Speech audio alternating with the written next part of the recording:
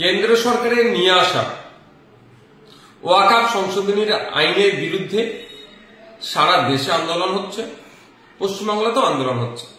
পশ্চিমবাংলায় আন্দোলন করতে গিয়ে দেখলাম দু একটি অপ্রীতিকর ঘটনা ঘটে গিয়েছে, যেটা কাঙ্ক্ষিত না, এটা মোটেও কাম্য নয়।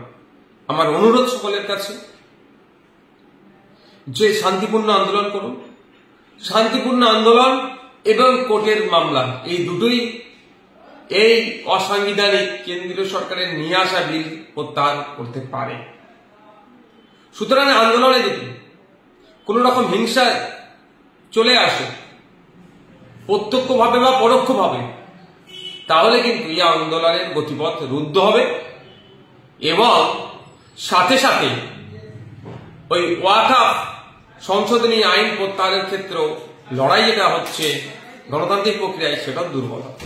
আমাদের মাথায় রাখতে হবে, আমাদের আন্দোলনটা দীর্ঘমেয়াদী করতে হবে, আমাদের আন্দোলনটা সুনির্দিষ্ট ওয়েতে রাস্তাতে নিয়ে যেতে হবে এবং সম্পূর্ণ শান্তিপূর্ণ। বিভিন্ন পন্থা অবলম্বন করতে হবে শান্তিপূর্ণ আন্দোলনের জন্য। আমাদেরকে নজর রাখতে হবে।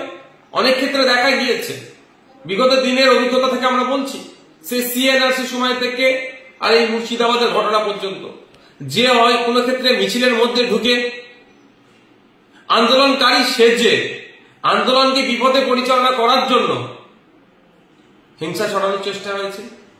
সেইগুলোকে আমাদেরকে প্রতিহত করতে হবে ঠান্ডা মাথায়। সেগুলোকে যারা মিছিলের মধ্যে ঢুকে মিছিলকে বন্ধ করার চেষ্টা করছে, তাদের এই ঘটনাকে ভিডিওগ্রাফি করে পুলিশের হাতে তাদেরকে তুলে দেওয়া। দ্বিতীয়ত আর একটা প্ররোচনা চলে, সেটা হচ্ছে কি, মিছিল যাচ্ছে বা মিটিং হচ্ছে, দূর থেকে কোনো কমেন্ট পাস করা বা ইট ছুড়ে দেওয়া। এরপরে কি হয়, যারা মিছিলে আছেন স্বাভাবিক এটা হবেই রিয়াক্ট করে, এই রিয়াক্ট থেকে হিংসা ছড়িয়ে দুই পক্ষের বচসা হবে, হিংসা ছড়িয়ে যাবে। তাহলে এইটা তো আন্দোলনের গতি রুদ্ধ হবে। সুতরাং যদি এই ধরনের ঘটনা ঘটে, ধুলিয়ানে যে ঘটনা ঘটেছে শুনলাম এই ধরনেরই ইট ছুড়াকে কেন্দ্র করে হয়েছে, এখন বিশাল ভাবে ফেলাও হবে, মিডিয়া দেখাচ্ছেন অনেক রকম ভাবে, কিন্তু মানুষ তো ক্ষতিগ্রস্ত হয়ে যাচ্ছে। আমাদেরকে মাথায় রাখতে হবে। তো এই ধরনের ঘটনার যদি আমরা সম্মুখীন হই, যারা আন্দোলন করছেন, তাদের কাজ কি হবে, যে টোটাল মিছিল মিটিং বা যা হচ্ছেন আপনারা নির্দিষ্ট লোক রেখে ভিডিওগ্রাফি করুন। এই ধরনের ঘটনা হলে যে ভিডিওগ্রাফিতে আসবে, সেই ফুটেজটা নিয়ে ওখানে পুলিশ নিশ্চিতভাবে থাকবে, ইন্টিমেশন যে প্রোগ্রাম আপনারা করবেন, যে তাদের কাছে তুলে দেওয়া, যে বিরুদ্ধে আইনত ব্যবস্থা নিয়ে এবং তদারকি করা পুলিশ আইনত ব্যবস্থা নিচ্ছে কি নিচ্ছে না, এটা মাথায় রাখবে। আর একটা জিনিস বলছি, আমি হিন্দু মুসলিম উভয় সম্প্রদায়ের মানুষের কাছে বলছি, এই ওয়াকফের লড়াইটা কোনো ধর্মীয় লড়াই নয়। আমি মনে করি বা আমাদের পার্টি মনে করে এটা আর্থসামাজিক লড়াই একটা, এটা দেশে সংবিধানকে বাঁচানোর একটা লড়াই। এর সংবিধানের আজকে মৌলিক অধিকারের উপরে আঘাত দিচ্ছে বিজেপি সরকার। আগামী দিনে এই এরা জমি হাঙর, এরা ভালো কিছু প্রপার্টি দেখেছে ওয়াকফের, সেগুলো এরা নিয়ে পুঁজিপতিদের হাতে তুলে দিতে চাইছে। আজকে ওয়াকফের নিয়েছে, গতকালকে জঙ্গলের অধিকার আদিবাসী ভাইদের কাছ থেকে কেড়েছে, আগামী দিন জৈন খ্রিস্টান থেকে শুরু করে দেবত্ব সম্পত্তির প্রাইম প্রপার্টি গুলো এরা নেবে না কেড়ে, এইরকম ভাবে এটা বলা মুশকিল। এটা জমি রক্ষার লড়াই হচ্ছে। সুতরাং এই লড়াইটা হিন্দু মুসলমানের লড়াই নয়। কেউ যদি এটা হিন্দু মুসলমানের লড়াই বানিয়ে দিতে চায়, হিন্দু মুসলমান নির্বিশেষে তাদেরকে এর বিরোধিতা করতে হবে। আমাদের মাথায় রাখতে হবে, আমাদের সামনে ডকুমেন্টস আছে, পার্লামেন্টের দুটো কক্ষে এই ওয়াকফ সংশোধনী আইনের বিরুদ্ধে যারা ভোট দিয়েছিলেন, যারা যে সমস্ত এমপিরা ভোট দিয়েছিলেন, সেই এমপি গুলোর মধ্যে হেভি অংশের এমপি অমুসলিম, পাঞ্জাবি থেকে শিখ সম্প্রদায়ের আছেন, খ্রিস্টান আছেন, মুসলমান আছেন, হিন্দু ভাইরা আছেন। সবাই মিলে ঐক্যবদ্ধ ভাবে এই বিল যাতে আটকানো যায়, সেই জন্য ডিবেটে পার্লামেন্টে দুটো কক্ষে অংশগ্রহণ করেছিলেন, তথ্য ভিত্তিক বক্তব্য দিয়েছিলেন। ওই বক্তব্য আমরা অনেকে শেয়ার করেছি।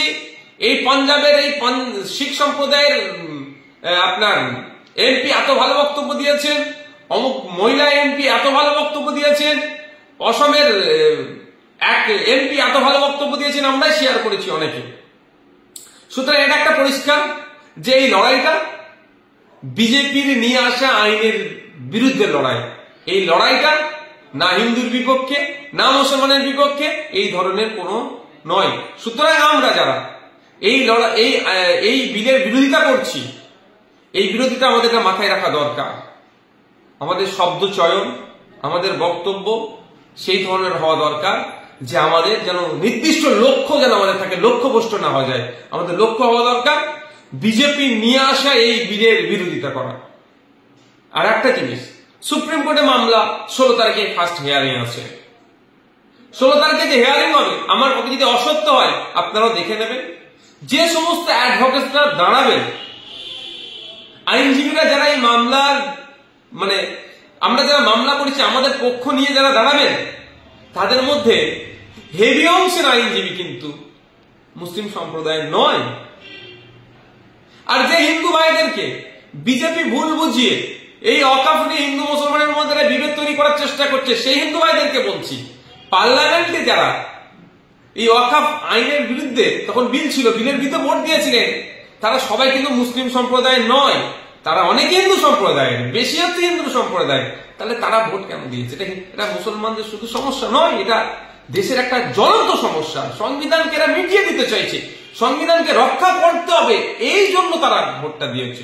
ঠিক একইভাবে সুপ্রিম কোর্টে যে সমস্ত আইনজীবীরা লড়াই করবেন, 16 তারিখ থেকে শুরু হবে লড়াই, হিয়ারিং শুরু হবে, তারা শুধুমাত্র মুসলিম সম্প্রদায়ের নয়, তারা হিন্দু সম্প্রদায়েরও আছেন, বিভিন্ন সম্প্রদায়ের থাকবেন তারা। তাহলে এটা আমাদের মাথায় রাখতে হবে। এই লড়াইটা আমাদের সংবিধান বাঁচানোর লড়াই। এই লড়াইটা ওয়াকফ শুধুমাত্র ওয়াকফ সম্পত্তি বাঁচানোর লড়াই নয়। আগামী দিনে দেবত্ব সম্পত্তি থেকে হাত দেবে না কেউ গ্যারান্টি নিয়ে বলতে পারে না। আগামী দিনে এরা শিখ সম্প্রদায়ের যে গুরুদুয়ারা থেকে শুরু করে যে সমস্ত প্রপার্টিজ গুলো আছে, রিলিজিয়াস এন্ডোমেন্টস গুলো আছে, সেগুলোতে হাত দেবে না কেউ দায়িত্ব নিয়ে বলতে পারবে। তো সুতরাং বৌদ্ধদের সম্পত্তিতে হাত দেবে না, খ্রিস্টানদের সম্পত্তিতে হাত দেবে না কেউ দায়িত্ব নিয়ে বলতে পারবে। সুতরাং এদের যে আগ্রাসী মনোভাব, জমি মাফিয়া, জমি যে লুট করতে চাইছে এরা, এটা বন্ধ করতে হবে। সেই জন্য আমাদের সকলকে ঐক্যবদ্ধ হয়ে এই লড়াইয়ে সামিল হতে হবে। এই লড়াইয়ে সামিল হয়ে বিজেপির নিয়ে আসা বিলের বিরোধিতা করতে হবে। আমরা কোনো মতেই এই লড়াইকে, এই আন্দোলনকে শুধুমাত্র একটা সম্প্রদায়ের আন্দোলন বলে দেগে যেমন দেব না, শুধুমাত্র একটা সম্প্রদায়ের মানুষই আন্দোলন শুধু করবে এটা বলো কাউকে আমরা এই আন্দোলন যারা করতে চাই তাদেরকে নিরুৎসাহী করব না। এই আন্দোলনটা সর্বসম্প্রদায়ের মানুষ, সর্বধর্মের মানুষ মিলে আন্দোলন করতে হবে এবং সকলে ঐক্যবদ্ধ থাকলে বিজেপি সরকার দ্রুত এই আইনকে প্রত্যাহার করতে বাধ্য হবে। কৃষি বিল নিয়ে সরকার পিছু হেঁটেছিল কেন? কৃষক সম্প্রদায় যারা ছিলেন, কৃষক সম্প্রদায়ের মধ্যে শুধুমাত্র শিখ সম্প্রদায়ের মানুষ ছিলেন না, ভিন্ন সম্প্রদায়ের মানুষ ছিলেন। হিন্দু কৃষক, মুসলিম কৃষক, খ্রিস্টান কৃষক, পাঞ্জাবি কৃষক, সব কৃষক মিলে এক হয়ে কৃষক সম্প্রদায় আন্দোলন করেছিল।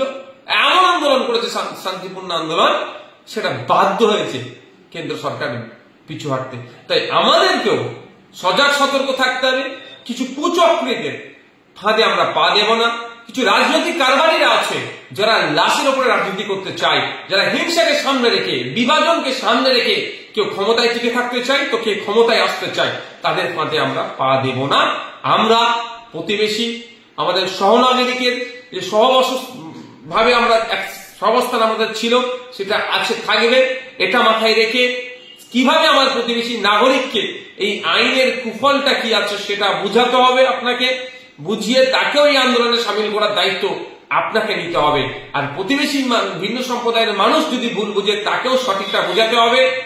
তাকে বিজেপি বা আরো সেই সমস্ত রাজনৈতিক দলগুলো আছে ভুল পথে পরিচালিত করার চেষ্টা করলে সেটা করতে দেওয়া যাবে না। পরিশেষে আবারও বলছি, একটা কথা কারো যদি খারাপ লাগে আমাকে ক্ষমা নজরে দেখবেন, যে নেতৃত্বহীন কোন আন্দোলনে আপনারা যাওয়া থেকে 5 বার ভাববেন। কারণ যে কোনো আন্দোলনে, গণতান্ত্রিক প্রক্রিয়া আন্দোলন যেখানেই হয় সেখানেই আমার সমর্থন থাকে। কারণ এখন একটা সময় চলছে, বিজেপি তৃণমূলের করুণ অবস্থা চলছে। তো বিজেপি বিভাজনের রাজনীতি করে ক্ষমতায় টিকে থাকতে চাইছে, আর তৃণমূল এই তৃণমূল সরকার আমলে যে 26,000 চাকরি বাতিল হয়েছে, যোগ্যরা অনেক বাতিল হয়ে গেছে, তার থেকে পরিত্রাণ পাবো কি করে? তার জন্য সে বিভিন্ন রাস্তা খুঁজছে। সুতরাং সজাগ সতর্ক থাকবেন, প্ররোচনায় পা দেওয়ার দরকার নেই। ওয়াকফ সংশোধনী আইনের বিরুদ্ধে গণতান্ত্রিক প্রক্রিয়াটি আমাদেরকে দীর্ঘমেয়াদী আন্দোলন সংগঠিত করতে হবে।